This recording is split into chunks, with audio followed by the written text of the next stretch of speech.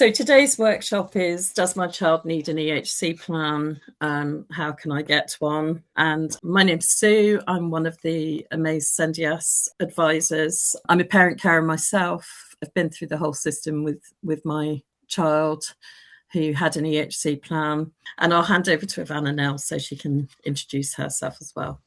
Okay, so hello everybody, I'm Ivana and I'm also an SENDIASS advisor. I am also a parent carer and I have two lovely boys with special educational needs and I'm still navigating the EHCP system and SEN support system, so I'm still going through all those sorts of processes and have lots of lived experience as well. I just want to start by talking about something around the slides. We refer to a number of abbreviations in the slides today that you need to be aware of. You'll notice we talk about EHCPs or EHC plans to refer to education and healthcare plans. And you'll see in the slide there that we'll also refer to EHC needs assessments. We also refer in the slides quite a lot to CYP. What that means is children and young people. Children are those aged 0 up to 16, and young people are those aged 16 to 25. All of what we're going to talk about today relates to children and young people, unless something specific relates to a particular age group, which we'll specifically say in this presentation. Finally, an abbreviation you're probably aware of, which is SEN or SEND, refers to special educational needs and special educational needs and disability. So what we'll be covering today, we're going to be talking about the process for obtaining an education and healthcare plan. The key thing to note is that it's a process. And so what we hope you'll come away from this workshop understanding is how that process works. The first step in the process is asking for and getting the local authority to agree to an education and healthcare needs assessment. So we're going to explain to you when you make that request and how to go about making that request. If the local authority then agree to assess your child or young person, we then need to look at what happens in the assessment process itself. And we'll go through the whole 20-week process with you and explain what happens at the end of the assessment process and if an EHC plan is issued, what that means and what might happen next. So the first thing to do is explain what an EHC plan is and then who needs one. An education and healthcare plan is a legal document for children and young people who have special educational needs. So that means anyone up to the age of 25 with special educational needs could potentially have an education and healthcare plan. It sets out the education, health, and social care needs and the provision required for those needs for that child or young person. An education and healthcare plan is for those who need more support than can be provided at the SEN support level. Most children and young people will get their support for their special educational needs without needing an education and healthcare plan. They'll receive their support in the educational setting through SEN support. You should be aware that your child is receiving SEN support. The educational setting should tell you that they're receiving that support. They should have a written plan setting out the support that's being provided, and you should be given a copy of that plan. That plan should be reviewed at least termly, which gives you opportunities to talk about any concerns that you have and to raise any issues where you think further support is required. A key point to note is that both for SEN support and for education and healthcare plans, you don't require a diagnosis. Everything is based on how your child presents. So when you're looking at whether your child is struggling, it's about the struggles that they have and the difficulties they're facing. It's not about there being a name for those difficulties as such. They should be receiving support if they're really struggling and need that extra help. We have a separate workshop on SEN support if you want to learn more about that, and you can sign up for that on our website by going to our events page, and we have a lot more information about SEN support on our webpage if you want to take a look at that. A key point to note with an education and healthcare plan is that it offers legal protection, and that's in contrast to SEN support, which doesn't offer legal protection. The educational provision set out in an education and healthcare plan must be delivered. The local authority have a duty to arrange that provision, and that is one of the advantages of having a plan. So if your child has been receiving SEN support for a period of time and you are concerned about them, they're still struggling despite that support being in place, it might be that they're not making reasonable progress compared to their peers. It might be they're getting very stressed and having a difficulty attending school or getting into the classroom because they're so dysregulated. And the setting has put lots of support in place, but they're still finding it really hard. It might be they're getting repeated exclusions, and you believe that those exclusions relate to their special educational needs not being met, for example. These would all be reasons to start thinking about whether a plan is needed and to start exploring making that first step to get an assessment for your child or young person. Other situations where an education and healthcare plan might need to be considered and where you might want to start the process is where your child has severe and complex needs. Where a child has severe and complex needs, it's highly likely they need high levels of support and funding, which means that they would need more funding than can be provided at the SEN support level. The law also provides that where you have a young person who's 18 plus, the local authority should be considering whether a plan is necessary for them to remain in education for longer in order for them to reach their outcomes.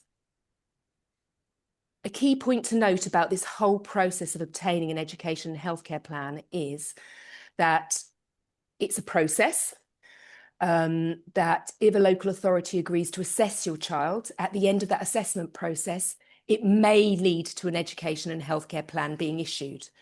But a local authority may also decide that a plan isn't needed and that actually that child or young person can continue to receive their support under SEN support. We'll go into more detail in later slides. So Ivana mentioned that the EHC plan is a legal document. So that means there is an entire legal framework supporting the special educational needs and disabilities of children and young people. And the law that protects our children is found in the Children and Families Act 2014. And it's also supported by a huge document called the SEND Code of Practice, and this is guidance that explains the duties of local authorities, health bodies, schools and colleges to provide for those with special educational needs. And obviously we're not suggesting you will go and read all these documents because they can feel a bit overwhelming, but it can be useful to sort of have a look at them if you're going into meetings or anything to find the relevant sections, because in some cases the SEND Code of Practice will say that a local authority or health bodies or schools, etc., must do things, and in that case there's no question that they have to follow the guidance. In some other cases it will say should, but obviously a lot of schools and health bodies and local authorities are expected to follow that guidance as well as good practice. There's also information for every local authority, which is published on something called their local offer. And this is normally an online document that has to be maintained. And it sets out the education, health and social care provision that the local authority expects there to be available for disabled children and young people in the county or area. And it also includes provision that will help children prepare for adulthood.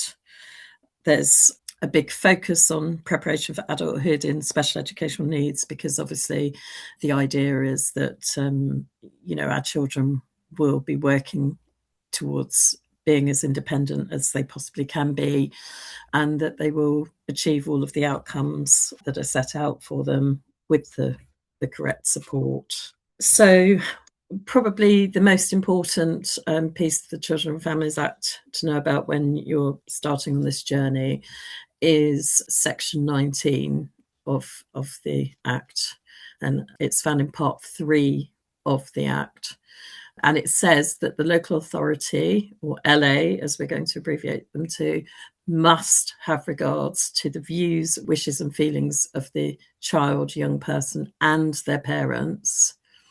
And it also emphasises the importance of allowing them to take part in decisions, an active part. So essentially, you and your child or young person should be at the centre of the process. And part of that is making sure that you have the information that you require to enable you and your child or young person to play an active part in decision making, etc. And the Children and Families Act also says that it should be supporting the development of the best possible outcomes for our children and young people. So the first step in the process to obtain an education and healthcare plan is a request being received by the local authority for an education and healthcare needs assessment for your child or young person. So this is the trigger for the whole process starting. The law says that a request for an education and healthcare needs assessment can be made by the educational setting, so the nursery, school, or college. It can also be made by you as parent carer. And finally, it can be made by a young person aged 16 to 25 years of old.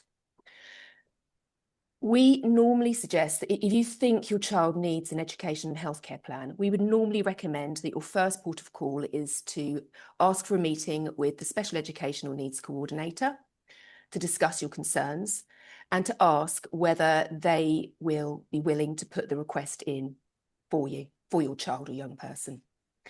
The reason we suggest this is, firstly, it can take a bit of pressure off of you. Secondly, the setting should have a lot of information about your child, how they're doing, the sort of support they've been receiving, and so on. And so it can be quite helpful to have that conversation with them and see if you can work together. The reality is that sometimes we're hearing from parents that the setting isn't willing to make the request. It could be they say that they're too busy, or that they had to delay for a year before they're willing to go ahead and do it, or various other reasons. And so rest assured, you can put in that request yourself. And some parent carers actually prefer to do that so they feel in control of the process. Another point to note, if you make the request yourself, is that when the local authority receive your request, they'll still contact the educational setting and they will still ask for evidence and information from them anyway. So you'll still be able to get that information to the local authority.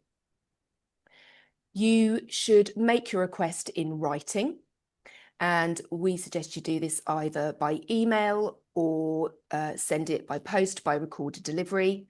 The reason that's important is that all the deadlines that relate to this process are triggered from when the local authority received the request. So it's important to have evidence to show, look, this is the date it was sent, or this is the date it was received. You'll see there on the slides that we've given you the links to your local authorities' teams that deal with these requests. So that will have their address and their email so that you know where to send a request if you decide to put that request in yourself. And we've also got a really helpful template letter that you can use and you can amend to your particular circumstances.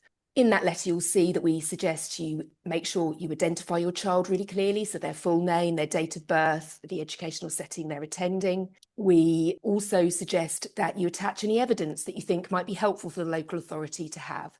So that might be diagnosis letters, if your child has a diagnosis, or letters confirming that they've been referred for assessment. You might have other professionals that are involved with your child or young person, and that would be helpful information to send in so that the local authority gets a bit more information about your child or young person. Other information that could be useful are the SEN support plans that should have been prepared if your child was receiving SEN support already, and that will show the sort of support they've already had and how that's been going. If your child struggles with attendance, and attendance records could be useful, or if there's been a lot of exclusions, behaviour plans, evidence of those exclusions and what's been done as a result of them, it could be useful information. I mean, it's not an exhaustive list, but they're just some examples of the sorts of things that you could include if you had those. So the Children and Families Act helpfully sets out a legal test that the local authority must apply when they decide whether to assess a child or young person. So when they receive a request for an assessment, there is a specific test they must apply. And this is set out in section 36(8) of the Children and Families Act. And what that says is that the local authority must consider whether the child or young person has or may have special educational needs, and whether they may need special educational provision to be made through an education and healthcare plan. There are some important things to note from this legal test. Firstly, as you can see, it's really clear that you do not need a diagnosis for a local authority to agree to assess your child or young person. They've used the word may have special educational needs. And the focus is on special educational needs. It doesn't say may have a diagnosis. The fact that the law has used the word may means that it's a low legal threshold that has to be passed in order for the legal test to be achieved. And so if the answer to both parts of this test are shown, then the local authority must say yes and agree to carry out a needs assessment. And before we move on to the next slide, just one final thing to mention is the law provides an additional test as well, where a young person is 18 or above. The local authority must consider whether they need to remain in education longer in order to achieve their outcomes. And if they do, and if that's shown, then the local authority should assess. Okay, so when the local authority receives your request, they'll be looking at the legal test as well that Ivana mentioned. But in addition to that, they'll also be looking at the written evidence that is provided. So that's why we always feel it's helpful to send in as much information as you can when you make your application, because although the local authority has to make contact with the school and health and social care and invite them to contribute any information they have that might be helpful, it can be useful for you to send in as much as you can just to make sure it's covered. So when they get your requests, the local authority have 6 weeks to make their decision on whether to assess. And during this time, they will be gathering information from professionals and obviously using the information that you provide. And they will look at the written evidence that's been provided around the child's special educational needs and the other needs of the child or young person. For example, if your child's got health and social care needs, those will be looked at as well. And in some cases, if your child doesn't have a diagnosis, it may be that their special educational needs aren't clear, and it may be that an assessment is needed to actually establish what their needs are. So that's something else that needs to be considered. And when they're looking at all the information that's been provided and they contact your child's education setting, so then school or nursery or college, they'll be asking the education provider to give them information about the support that's been put in place to date, what type of educational progress your child or young person is making. And they'll also look at things like whether or not they're distressed in school, their attendance records, because, quite a few families we speak to, their children are experiencing a lot of anxiety around school. And in some cases, they're struggling to actually attend as well. So as part of this, they will review the SEND support plans that have been put in place by the school. And you can read more about SEND support and the type of support that should be put in place on our website. We have an in-depth guide to SEND support in the resources section, but they'll be looking at things like the types of support and interventions that the school has put in place, and whether or not there's been a graduated approach with an increased amount of support if your child or young person isn't making progress as expected. They'll also look at things like whether or not the school has sought the advice from outside agencies such as BIS in Brighton and Hove, that's the Brighton and Hove Inclusion Support Service, or CLASS, the Communication, Learning and Autism Support Service in East Sussex. They have a team of specialists who can go in and advise schools on strategies and interventions to support children. And it's important that these professionals are involved at an early stage in the process in SEND support, because obviously they can bring in outside expertise. So in some cases, if a person makes an application for an EHC needs assessment and the school hasn't done very much, or they haven't sought the outside support from those agencies, then it's likely the local authority will consider that the school needs to do that first and put more support in place.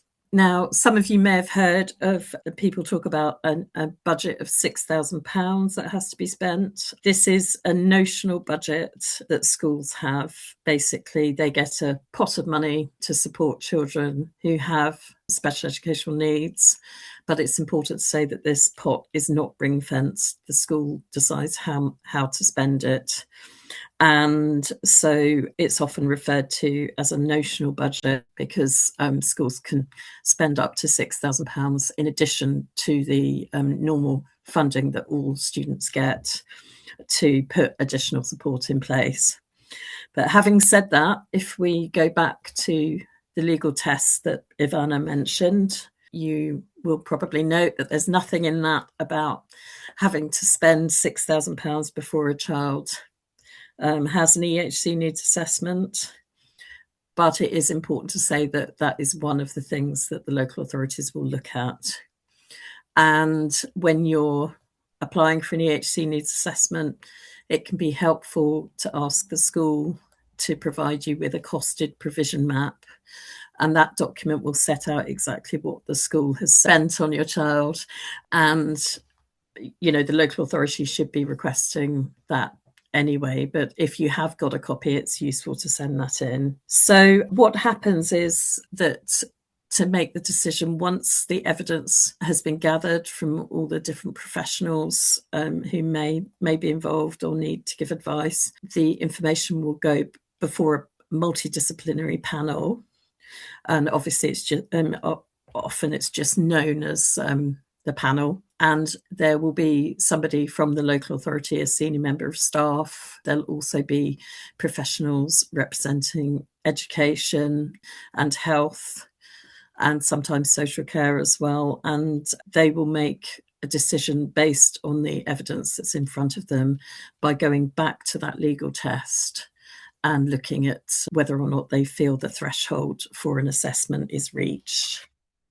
And once they've made their decision, they will notify you and the school setting in writing of their decision. And there is a right of appeal if you get what's known as a refusal to assess. So they feel that the school can do more from their own resources, then you do have the right of appeal once you get that decision letter. And we'll come on to that slightly later.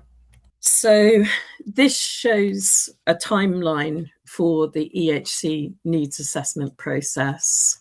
So we've just been talking about deciding whether to carry out an assessment, which, as you can see, is the first 6 weeks of the timeline. And once you have that decision letter, so it'll be yes, we're going to carry out an assessment, or no, we feel an assessment isn't needed. You'll know then whether or not the assessment is going to go ahead or whether you want to consider the appeal. So if they say yes to carrying out an assessment, there is then this period between 7 and 16 weeks, week 7 and week 16, where they will gather more evidence and information on your child or young person. So, for example, they may carry out an educational psychologist assessment or EP assessment, and they'll also look at gathering information from anyone else that you reasonably request. So, for example, if your child or young person is having counselling or other interventions, you may want someone who's supporting them to give evidence about their needs. So you can ask the local authority to do this. And at the end of the assessment and evidence gathering period, there will then be another decision, which is whether or not they're going to issue a draft plan. So, in effect, there are 2 points in this process where the EHC needs assessment can be halted, if you like. There's obviously the point at the first 6 weeks, and then the decision about whether a plan is going to be issued. If they do decide not to issue a plan, then you will get a letter then, and you also have the right to appeal at that point. That's called a refusal to issue appeal.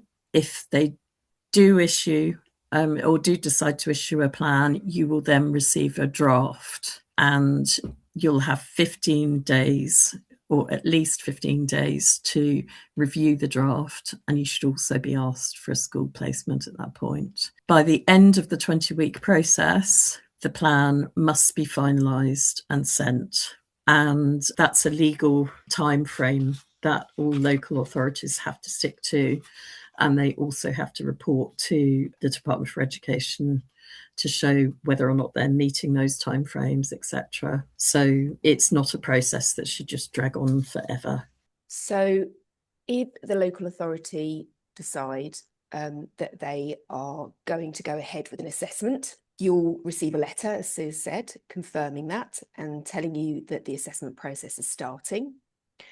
They'll assign you with a named local authority worker. That person is called your casework officer in Brighton and Hove. And in East Sussex, they're called your assessment and planning officer.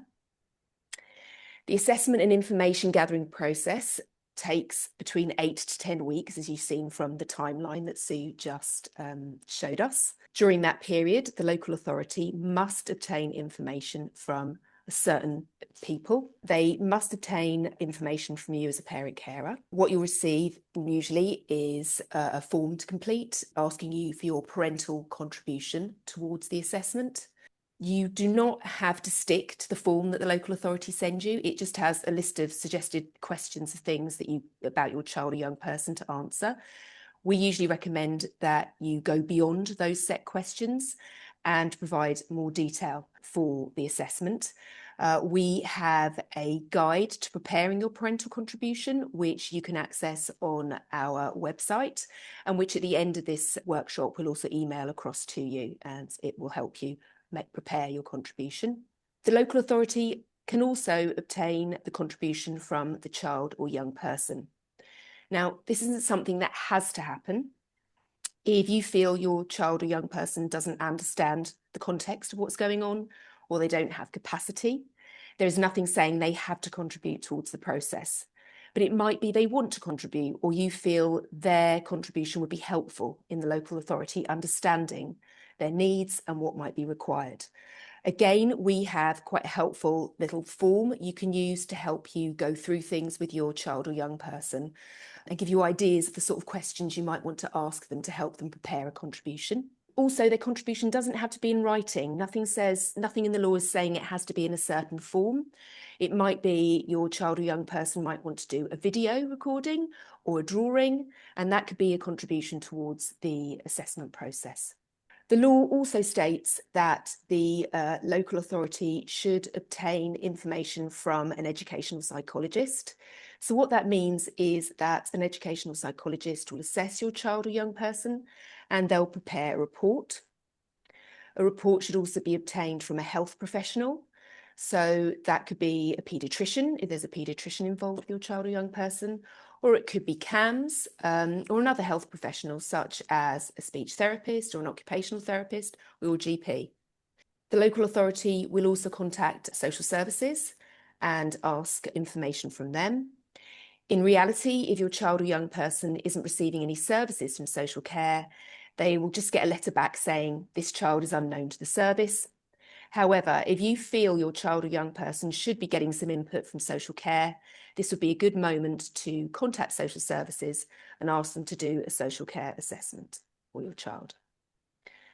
Finally, as Sue has already mentioned, the local authority should obtain reports from any other professional that you as parent carer reasonably request. So if there are particular professionals that you think could offer really helpful information about your child or young person, you could contact your casework officer or your assessment and planning officer and say, look, I would request that you write to them and ask for a report, and I want them to be involved in the process. It might well be you already have some private reports. Maybe you've obtained a private diagnosis for your child or young person. Those can be sent in. However, it is worth noting that whilst the local authority might accept a private diagnosis, they're under no obligation to accept the recommendations that are made in a private report. Any reports that are obtained as part of this assessment process should be relevant and they should be specific. What that means is the recommendations should be SMART. So they should be specific, they should be measurable, they should be achievable, they should be relevant, and they should be time-bound. You should receive copies of any reports that are gathered as part of the process. And we'd recommend that when you receive those reports, you read through them and you check they are SMART and that they make sense. If you've got any concerns about the reports, you could try contacting the professional directly to have a word with them and to raise any concerns and see if any amendments can be made. Alternatively, you could contact your casework officer or assessment and planning officer to raise any concerns and all questions that you might have and see if anything can be resolved with regard to those reports. Something that comes up quite often on our helpline calls in terms of the child or young person's contribution is often parents will ring us because they're concerned that their child or young person won't be able to fill in the form or becomes distressed and upset if they try and fill the form in. And we always tend to say to parents to record that as well, because that's useful information about your child's needs. You know, if they become exceptionally upset or they don't want to talk about school, then that is evidence in itself of your child's needs as well. So don't be afraid to record things exactly as they are. And this is just a little reminder that really of section 19, that underlying principle that Sue talked about earlier, that the child or young person and you as parent carer should be central to this process. The local authority must consider your views, wishes and feelings. You are the expert in your child and your views should be included and considered. It's also worth noting that an education and healthcare plan is aspirational. That means it's not about scraping by. It should be about your child or young person thriving and reaching their goals. An education and healthcare plan is also holistic. So we're not just talking about education. It does include health and social care needs as well. Okay, so if we think about the timeline, by week 16 of the assessment, the panel should meet again to review all of the information that's been gathered during the assessment period. And they will then be looking at the legal test again to decide whether or not an education, health and care plan will be needed. And sometimes it's easier to turn that question on its head and think about whether or not a young person's needs will be met from the school's own resources if a plan isn't issued. So it's a case of whether or not the school can provide the provision they need without the additional funding that a plan brings, or whether or not, you know, their needs are such that additional funding is needed to ensure that all of their needs can be met. So when the local authority makes their decision, there are obviously two things they can do. They can decide to issue the plan, in which case you will be sent a draft. And we'll talk about that in more depth on the next slide. If they decide not to issue a plan, then you will receive a decision letter, and that triggers your right of appeal if you disagree with their decision. And as part of that, you have the right to consider going to a mediation meeting and or making an appeal to the SEND tribunal, more formally known as the first tier tribunal, SEND, as soon as you receive that decision. And again, we will talk more about appeals later in the workshop. So when the local authority sends you the draft EHC plan, you have 15 calendar days to make your comments in writing. Sometimes the local authority refers to this as you making your representations. So as part of that process, you can speak to your casework officer or your assessment and planning officer to request amendments. And you can also, if you wish, request a meeting to discuss the draft. So everything will be in the plan, or should be in the plan when you get it from the advices and reports. But you'll see that section I, which is the part that names the educational setting, will be left blank at this point. And the reason why it's left blank at this point is that essentially the needs, your child's needs, are set out in section B of the plan, and the provision to meet all of those needs, which are set out in section F of the plan, are what drives the decision on a placement. So obviously there is a need to ensure that everything is correct in those sections before a school is named.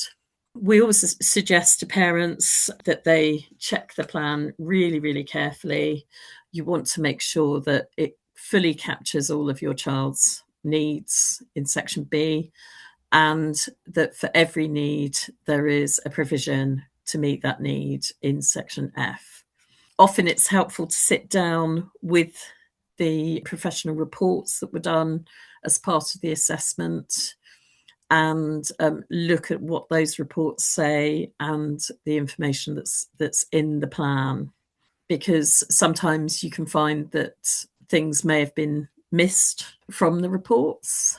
So in that case, you will want to note that with your assessment and planning officer and ask them to be added.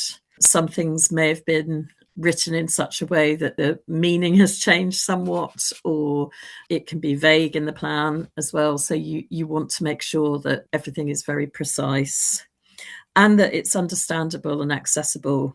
Essentially, anyone that picks up your child's plan and reads it, whether or not they know them or not, should be able to understand exactly what their needs are and also the provision that's required to meet those needs. So it's important to make sure as well that the provision in the plan is set out really, really clearly, and that it doesn't leave question marks over what type of provision needs to be delivered. For example, it's very different for a plan to say that a child needs access to something as opposed to a child requires an hour of speech and language therapy delivered in a small group of 1 to 4 on a weekly basis. So those are the things that you're looking for, because if things are vague, it will be very, very difficult for your placement to deliver the provision. Now, as part of the process at this stage, you'll be asked to give your preference for your school or college or nursery even. So you have the right to request various different types of placements. We do have a guide that explains more about placements, etc., on our website. And there's also information on IPSI's site as well. IPSI is an organisation They're a national charity who provide advice on special educational needs and disabilities and the whole EHC process as well. So in addition to using our resources on our website, they are there as well if you want to have a look at some other resources.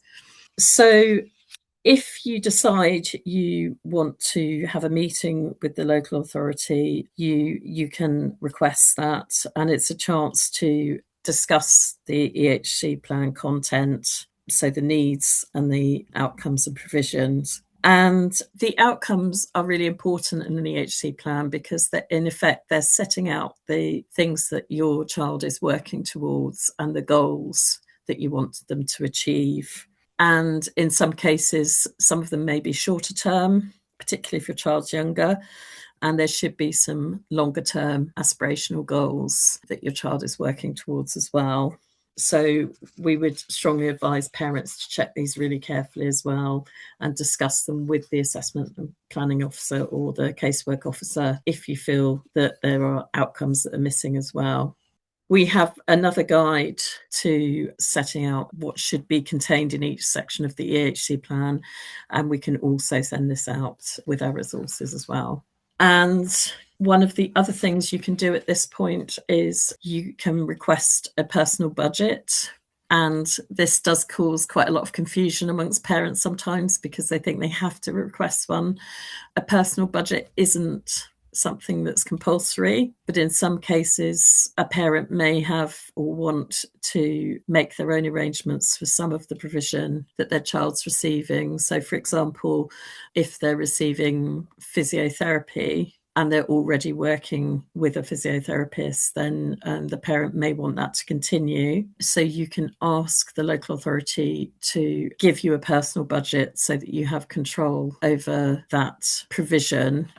But it's important to say that the local authority doesn't have to agree to this if they feel they can't separate out the funding for a particular type of therapy because of the way it's delivered or because of the arrangements they have with the provider. Okay. So this is now, you're at the stage where a final plan has been issued. So that should be, if we're thinking about our timeline, that's week 20. That's the end of that 20-week process. So you should receive a letter enclosing a final education and healthcare plan. Usually this is sent by email. That plan will have an educational setting named in section I, or on some occasions it will have a type of setting. So it might just say mainstream or special, which might be in the situation where they haven't quite got a place arranged as yet. The key thing to do is to read through that final plan. If there's anything you're concerned about or you feel isn't quite right about it, it is worth contacting your assessment and planning officer or casework officer just to raise your concerns and see if you can sort that out. It might be that it's something very small, it can be sorted very easily. This is one of the decisions where if you're not happy, you can appeal certain elements of the plan, which I'll go on to shortly. So what you'll see in the decision letter that you'll receive with the final plan is that it will tell you the plan's enclosed, and it will also say that you have a legal right to appeal to the first tier tribunal, and you have a right to mediation, and it will have details of a mediator that you can contact and details of how to go about contacting them.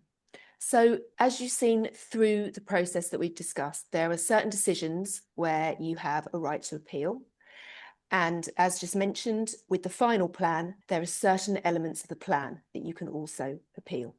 You can appeal a decision made by a local authority to refuse to assess your child or young person. Once the assessment's taken place, if the local authority decide a plan isn't necessary and they say, no, we're not going to issue a plan, you've got a right to appeal that decision.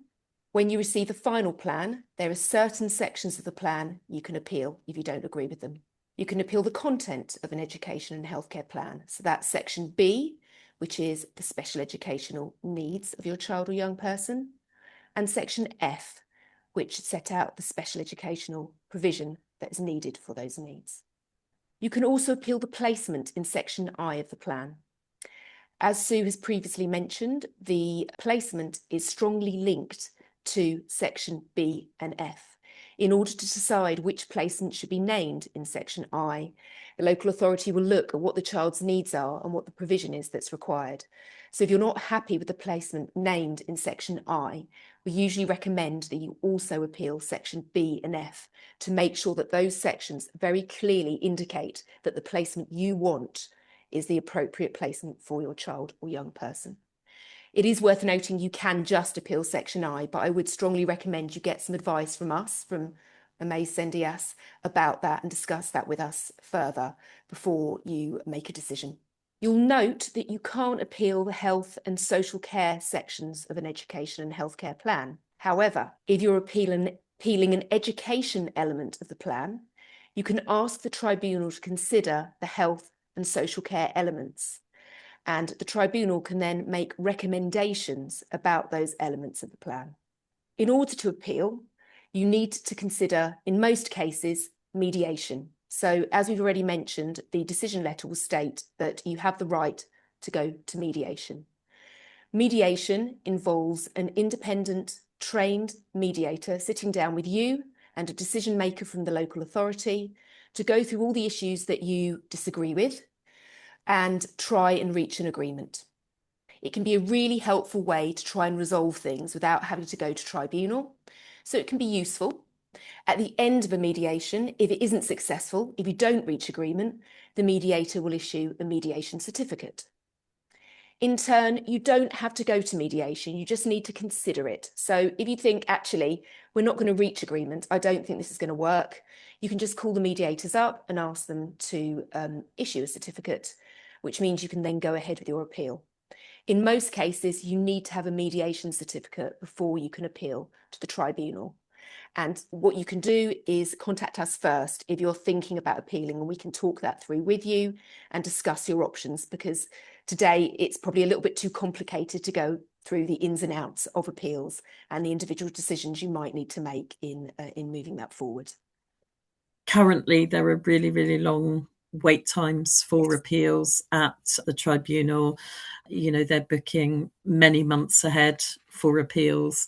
So we are suggesting to parents that they consider whether mediation might be helpful, because it can bring about a swifter resolution to the situation if you do manage to reach an agreement with the local authority in the mediation meeting. But obviously, it's very dependent on people's circumstances. So your decision letter will have a date on it, and it should tell you this, but it's worth flagging up to you all, that you have 2 months from the date of the decision letter or 1 month from getting the mediation certificate, whichever date is later, to appeal.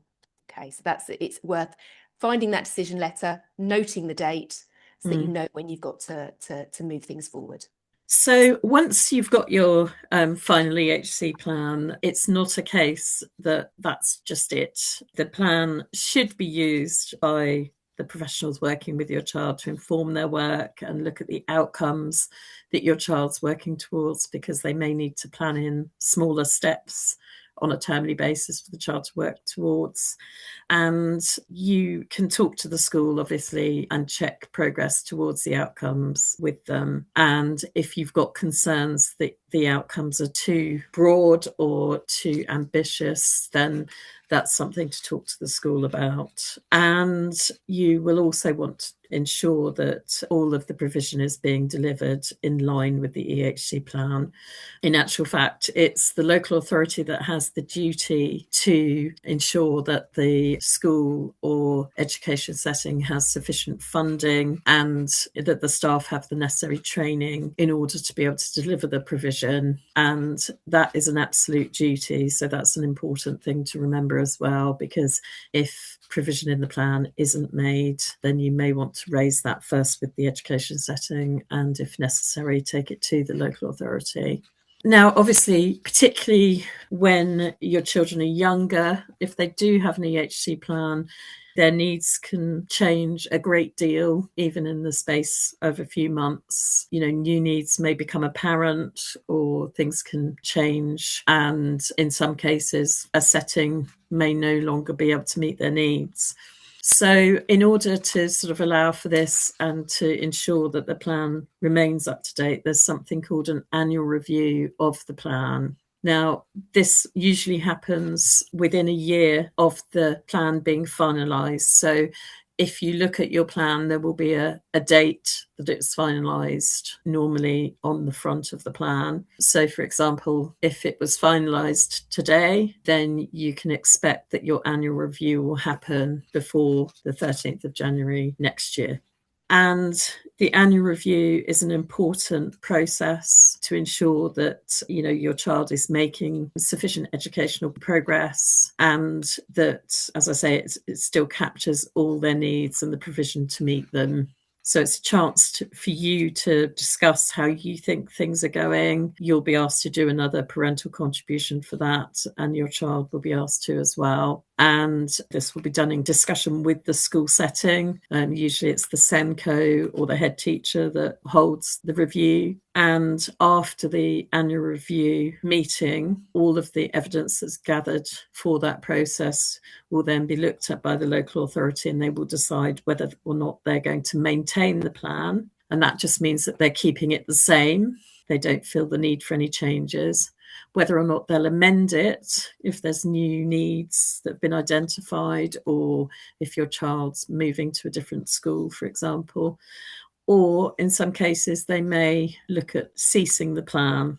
Now, there are only certain circumstances in which a plan can be ceased, and that's if a child has met all their educational outcomes and there are no new outcomes that are required, or that they've turned 18 and are no longer in education, or that they've left the area that the local authority is responsible for. And as part of that annual review process, you will get another decision letter, which tells you which of those 3 decisions they've made. And again, you have the right of appeal if you're unhappy with the decision at that point as well. So it's very much a case that the plan should grow with your child. And there are various points where there will be bigger reviews, such as when they move from primary to secondary education, or from secondary education to post-16 college. So there are times when it's important to make sure that all of those things are considered, and you're looking at new placements, etc., and what your child's needs will be in that more advanced education setting. So we have documents on how to check the plan, as we've mentioned previously, and also guidance on outcomes to make sure that they're smart. And these are in the resources section on our website, and we will also send them out after the workshop to you. But obviously, if you've got an annual review coming up and you're worried about what may happen, or you want to talk to us about the process or how to do your evidence, then please do contact SENDIASS, because we'd be more than happy to advise you on the process. So if you want to contact us at SENDIASS, you can email the advice line on sendiass@amazesussex.org.uk, or you can leave a message on 01273 77 2289. And one of the things we always say is, if you have got a time sensitive meeting coming up, or you've got a deadline that you're working towards, then do mention that in your message to us, and we can try and make sure that we come back to you before your meetings.